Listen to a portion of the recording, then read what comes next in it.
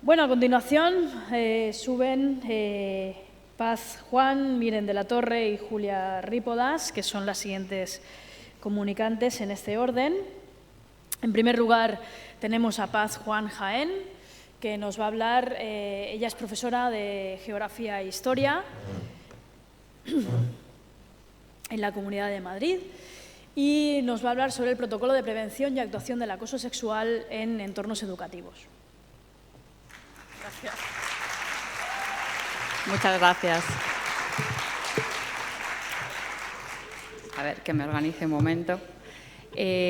Bueno, gracias por estar aquí, por poder contar nuestro caso, que fue pues un caso real y un caso plagado de errores. Me quedo justo con lo que acaban de decir de que no debemos saberlo todo y que la cuestión es parar un momento y reflexionar, que creo que es lo más importante. En nuestro caso fue un caso de acoso sexual en el instituto que una alumna me cuenta a mí y en este momento, yo aquí os planteo un poco las preguntas que nos pudimos hacer después, porque en la angustia de todo el momento lo que se hizo fue precipitado, muy rápido y un poco sin pararnos a pensar. Los pasos a seguir, quién debe intervenir, importantísimo, y os quiero presentar lo que es el documento muy rápido, porque luego va a estar colgado, podéis acceder a él y sobre todo lo que sí que me gustaría es parar un poco en el plan de actuación, contándoos a través de una infografía que hicimos, contándoos qué fue lo que fuimos haciendo nosotros mal y qué se debería hacer. Como veis aquí, este protocolo lo hicimos ante la necesidad de tener un documento en el que se hablara de esto. Cuando nos pasó y estábamos reflexionando sobre los errores cometidos, lo que nos dimos cuenta es que todos los protocolos que había, yo intenté buscar unos pasos a seguir. Hay 1000 protocolos, en la Comunidad de Madrid tenemos muchísimos protocolos, y yo lo que encontraba era protocolos de acoso, como nos decía antes Alicia Boluda, con muchas cosas muy mezcladas. No había nada, y además hablando entre iguales, no había nada que estableciera relaciones de poder entre profesores, como había sucedido en este caso, y alumnas. Lo que me encontraba con este tipo lo que me encontraba de protocolos en este tipo de situaciones era de entornos laborales. No había nada en centros educativos que tuviera que ver con el acoso sexual por parte de un superior, hablando como en un entorno laboral, a una persona que estaba en inferioridad de condiciones. Como veis aquí, nosotros hicimos sirvió también como espacio de reflexión. Fuimos una serie de profesoras, orientadoras y la enfermera del centro las que estuvimos colaborando con esto. Nos preguntamos muchas cosas, leímos muchísimo. Todo lo que hay aquí es un poco lo que necesitábamos nosotras también tener.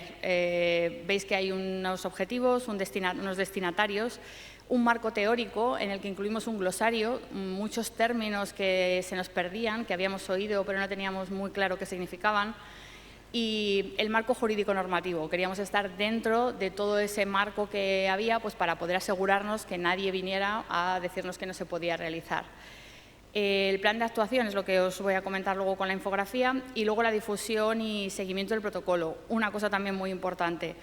La difusión, hicimos ya os decía, unos carteles para poder hablar de ello, y es una de las cosas que luego os comentaré en las conclusiones, una de las cosas más importantes que nos parece, porque hablar de ello es hacer lo que exista, es convertirlo en un problema y, por tanto, en intentar darle una solución. No hablar de ello, invisibilizarlo, que es lo que suele suceder por no dar mala fama al instituto, que no parezca que aquí ocurre esto. Hablar de ello era lo que nos parecía que era importantísimo. En cuanto a luego el seguimiento, una cosa muy difícil de hacer en el día a día, con la cantidad de alumnado que tenemos que llevar, con los cambios constantes que hay, nos pareció que era muy importante también planificarlo y, sobre todo, darle a todo el que lo necesitara una serie de recursos, como los centros de atención de familia, espacios de igualdad. Entonces, añadimos en anexos todos estos recursos a los que se podía acudir en caso de necesitar. por si alguna de las alumnos que estaban sufriendo acoso sexual no encontraba ninguna persona de confianza dentro del centro que pudiera pedir ayuda en el exterior. O sea, poder un poco llegar a todo el mundo, si no era con nosotros, con alguien que pudiera ayudar. Los objetivos, lo más importante, ya os decía, es proporcionar la formación necesaria a todos los que trabajamos con menores, ya fueran docentes o no docentes. Queríamos que llegara a todo el mundo. Luego, dentro del glosario, que os pongo aquí, lo que nos interesaba mucho eran cosas, os he elegido unos cuantos términos, había como un par de páginas.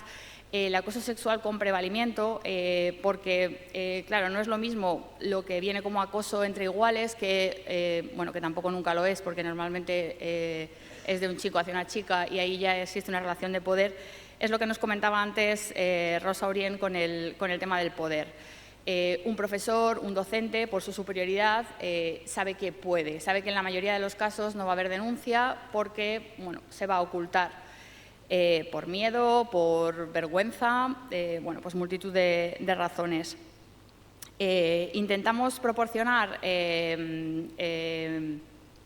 toda una serie de herramientas y para esto también no se me puede olvidar que contamos con la colaboración, o sea, no solo fuimos nosotras, la alumna que os comento que ya estaba fuera del instituto, estuvo con nosotras y asistió a muchísimas de las sesiones que tuvimos para trabajar sobre el protocolo. Vino también agentes de igualdad del Ayuntamiento de Madrid, vino también Policía Nacional especializada en recepción de víctimas de agresiones sexuales. Entonces, estuvimos pues ampliando mucho y pidiendo mucha ayuda.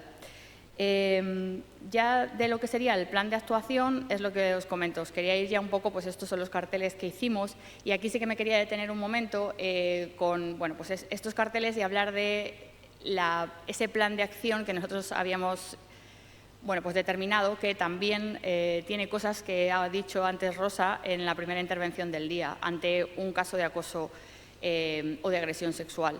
En el primer paso veis ahí que cuando un alumno te cuenta esta situación pasas a ser la persona de confianza. En principio deberías estar con él junto a esa alumna todo el tiempo porque al final ha elegido contártelo a ti y aunque es verdad que haya que informar a mucha más gente en el centro educativo, la elección ha sido hecha por ella, por lo tanto deberías estar constantemente ahí. En esta ocasión, por ejemplo, pues ya os he dicho que os iba a ir contando lo que hicimos en el protocolo, pero lo que no habíamos hecho.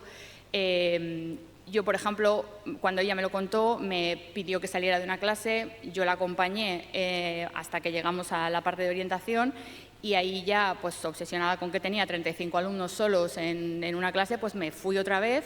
Cuando terminó esa clase ya volví para estar con ella otra vez. Bueno, esta cosa que a veces nos disocia de tener que hacer tantas cosas a la vez.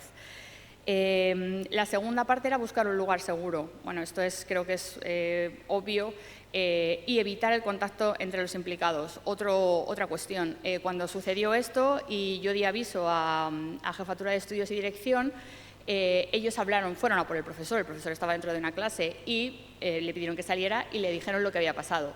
El profesor, ante unos momentos de estupor, dijo que debía haberle suplantado a alguien porque ella lo que había recibido era mails y que quería hablar con ella. En un momento dado se planteó que hablaran, que el profesor pudiera explicarle a la alumna que él no había sido. Menos mal que ahí hubo un momento de razón y la orientadora dijo que no, que esa entrevista no se iba a producir. Bueno, pues dejar claro que ante un caso de acoso sexual nunca, nunca, nunca puede haber un contacto entre los implicados, nunca una mediación. En el tercer paso es pues la idea que hablábamos antes de que si solo quiere hablar, simplemente escuchar, no estar preguntando como en un interrogatorio y sobre todo me voy con el cuarto paso, que solo declare una vez. En nuestro caso me lo contó a mí, lo contó en orientación, lo contó al director, lo tuvo que volver a contar, todo el mundo le hizo muchas preguntas, ella lo pasó muy mal. La idea de que lo registre, me salto un momento el quinto paso, pero bueno, la idea de registrarlo es básica. En algún caso nos dijeron, aunque esto no teníamos muy claro si podía ser legal o no, que incluso lo podíamos grabar, para que fuera una declaración que intentara hacer una sola vez, que si no lo tuviéramos nosotros registrado con, igual, como nos decía antes Rosa, con toda la información posible, tal y como nos lo había contado, para que no tuviera que volver a contarlo.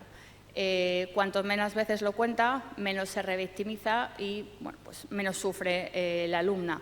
La comunicación al equipo directivo y a orientación era el paso siguiente, y ya el equipo directivo lo que tiene que hacer es hablar con las familias y preguntar poner en marcha las medidas legales, pone aquí. En nuestro caso era hablar con agente tutor y determinar si había que poner una denuncia o no. En este caso se puso denuncia en la policía, no solo por parte de la alumna con su familia, sino que nosotros como centro también pusimos esta denuncia.